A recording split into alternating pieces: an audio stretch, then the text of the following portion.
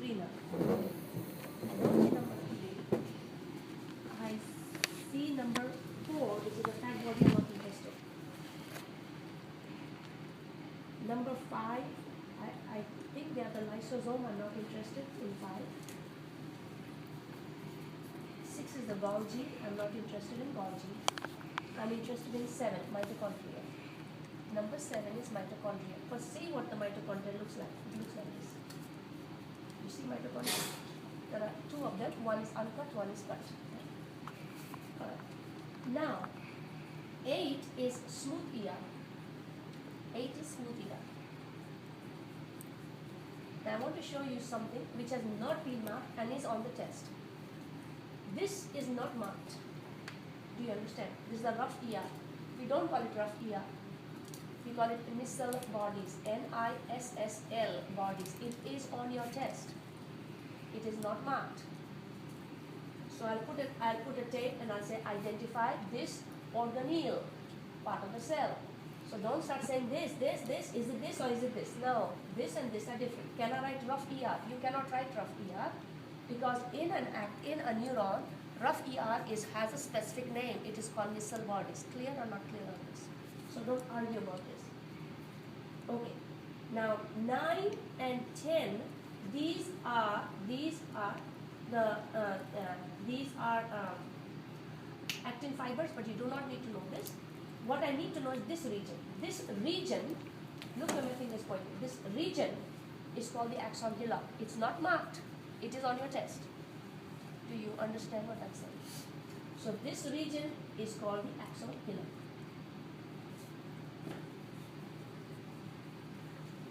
Now these for you, I think it is marked as 12, but I do not know if somebody went and wrote 12. These are called the dendron.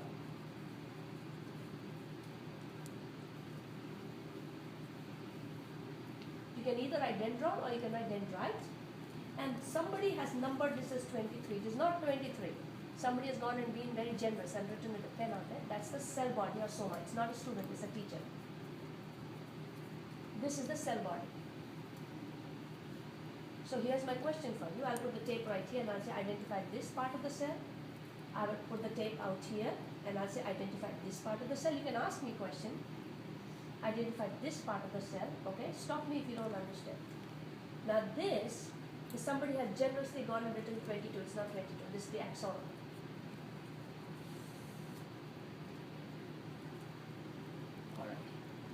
Now let's see. Now let's see this cell. This cell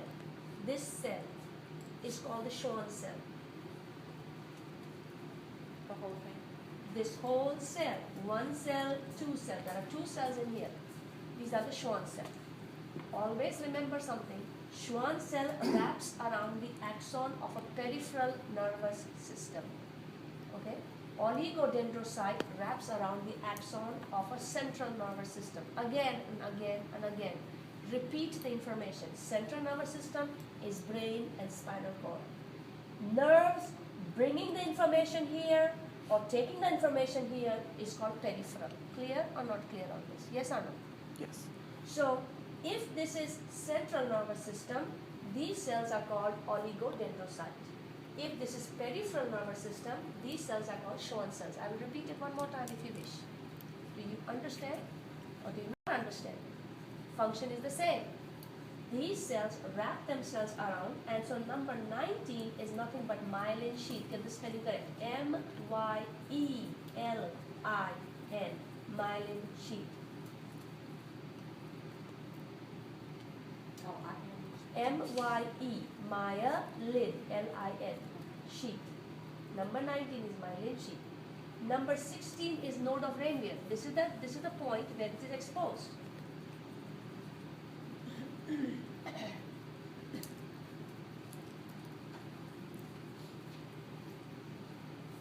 Now, if you notice that the cell, when it wraps, the cytoplasm and the nucleus is pushed to the outside. Do you see what I'm trying to tell you? Here's the nucleus. So, we are not going to look at that, but this membrane outside, I think this number is 14, if somebody can help me.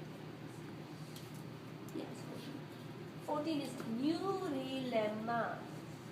Neurilemma, Neurilemma.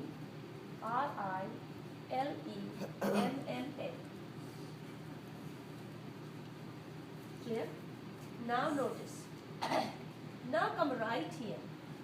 This is part of the model, but we are coming right here.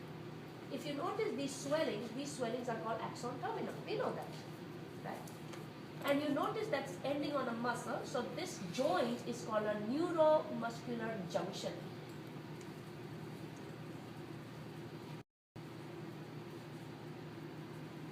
So two things I said, this swelling is called an axon terminal, this junction is called a neuromuscular junction, and the space in between, always remember this, that the neuron and another neuron will not touch.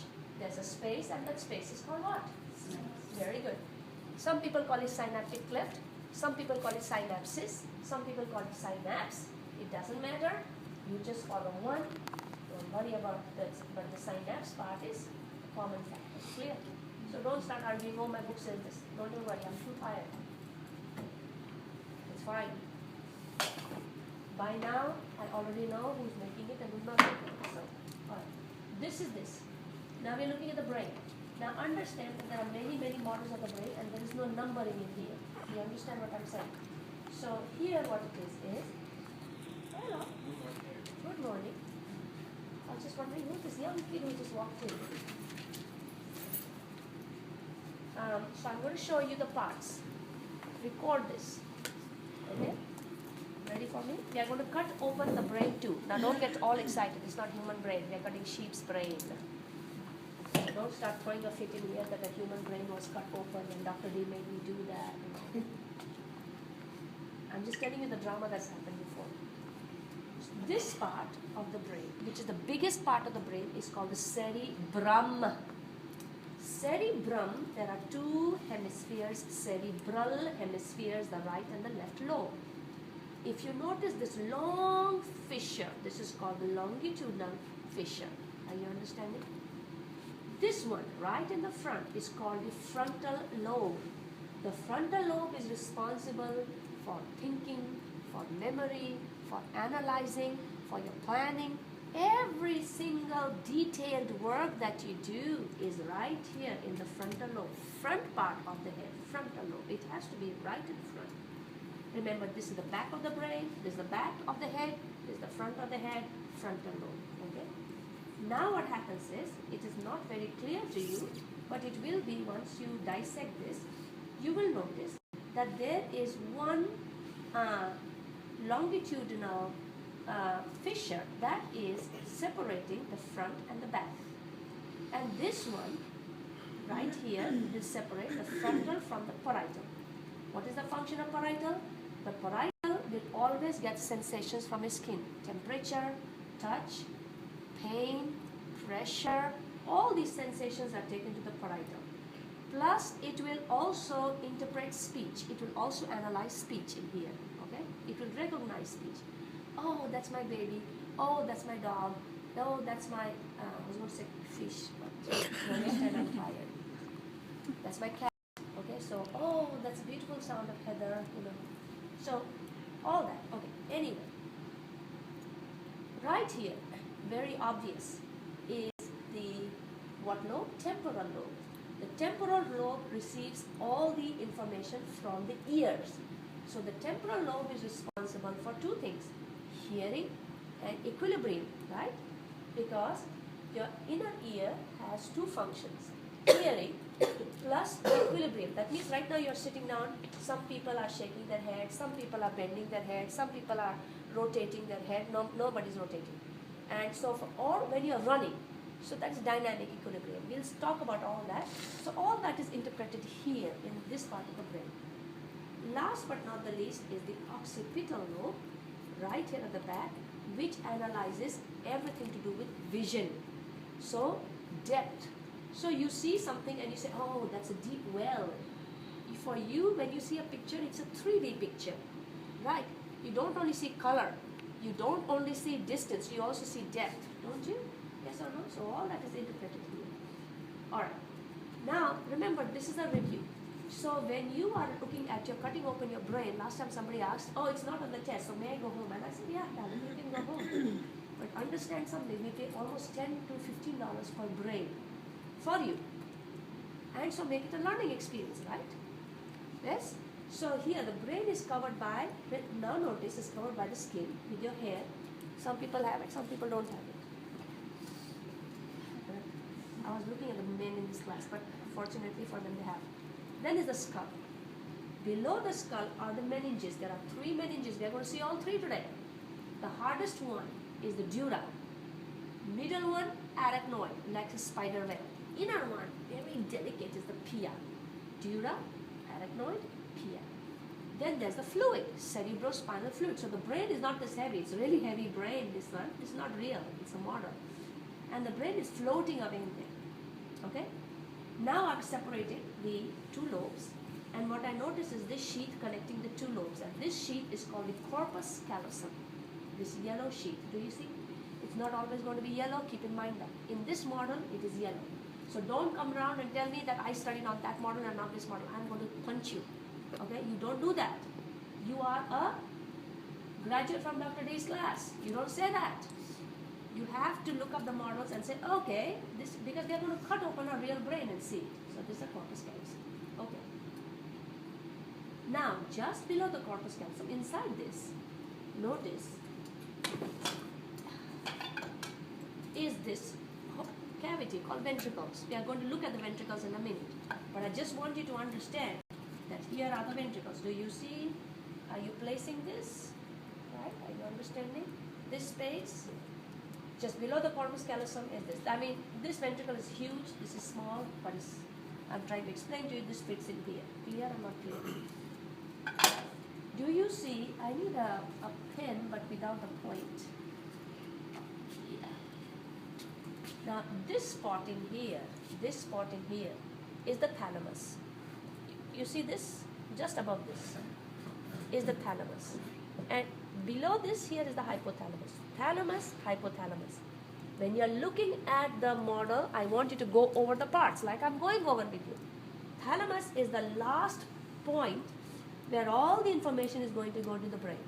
Once it goes, it is going to be stored. It's going to be processed. So, too late. So, thalamus is like the secretary. It's going to control what's going to go in. Clear or not clear to you? So, thalamus is the last relay station. Hypothalamus is the place of homeostasis. Give me that page. How do I remember homeostasis? HTTPSSW. H is for heart rate. T is for thirst. Controls thirst. T is for temperature. P is, it controls the functioning of the pituitary. S is the stomach. W is the water balance. One second, I've forgotten. Balance, water balance, and ion composition. And one more S is supposed to do with, I've forgotten what S stands for. I'll tell you what this S stands for in just a minute, but I remembered it like this. HTTPSSW helps me remember. This is a place of homeostasis. Where's the hypothalamus? The hypothalamus is right here. Just in front of the hypothalamus, if you notice, is this cross. Now remember, I'm talking about this cross. Give me a book, please. Please don't, no, I need that. I need something to screw up. You need a cross like this. Please don't think about the crucifixion cross, okay? We're looking at this cross. Do you see this multiplication sign cross? Yes or no? Mm-hmm. This is the optic chiasma. We'll see it also in the real brain. Optic chiasma is, see, from your right eye, the optic nerve will go into the left brain. And from your left eye, your optic nerve will go into the right brain. So you will see an entire view. Do you understand what I'm saying? So when this optic chiasma crosses over, I can see a great depth. That's why you have a big depth of vision. Are you understanding? Because of the crossing over. So this is called the optic chiasma. All right. Now we are looking at this part of the brain for some reason. Now here what happens is, it comes out. So here is the ventricles. These are the ventricles. They're coming out. And as the ventricle comes out, do you see this swelling out here? This swelling at the back? Yes or no? Yes. This is the corpora quadrigemina. Corpora quadrigemina, this is important. We'll study later, corpora quadrigemina. And right here is the pineal organ. So there are two endocrine glands. Pineal is here, and hanging below out here is the pituitary. So below the optic chiasma, I'll show it to you again. Below the optic chiasma, right here, I have to blow my nose. Below the optic chiasma is the pituitary, okay? Sorry. Is the pituitary. And if you look at exactly back, right here is the pineal. Know the location, because once you know the location, sleep is no longer a problem for you. And I'll explain this. Pituitary is called the, who's that master? What's that orchestra master? What's he called? Conductor. So the conductor of the orchestra, because it conducts almost all functions of the body. It secretes so many hormones. You don't need to know it right now. But you will study this in 202. So notice what's the interesting thing is that is just related to the brain. So what I'm trying to tell you is, you are, what you think you are. Always remember this. You are, what you think you are. Suddenly you think of, like, if I think of George Clooney, of course I'll get all excited and all that, right? It has to do with my brain right there. But when I'm thinking of my in-laws, then everything goes down. What I'm trying to say is that no longer anything is excited. So here's the pituitary. Here's the pineal. Pineal is supposed to do with sleep, serotonin. It releases melatonin, which is a sister of serotonin. Don't mind me. This is not on your test, but you need to know pituitary. I'm teaching you, telling you the story, so it'll help you remember. So this first is corpora quadrigemina. Second one is pineal. Now, do you see a tree-like structure out here? Yes? This is the cerebellum. Cerebellum is responsible for coordination, movement. So even when you walk or when you dance, right, or when you're marching, all that is coordination. That has to do with cerebellum.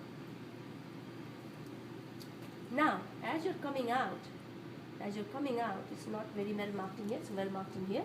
So as you're coming out, this is forming your third, so first and second ventricle. I will show you out here.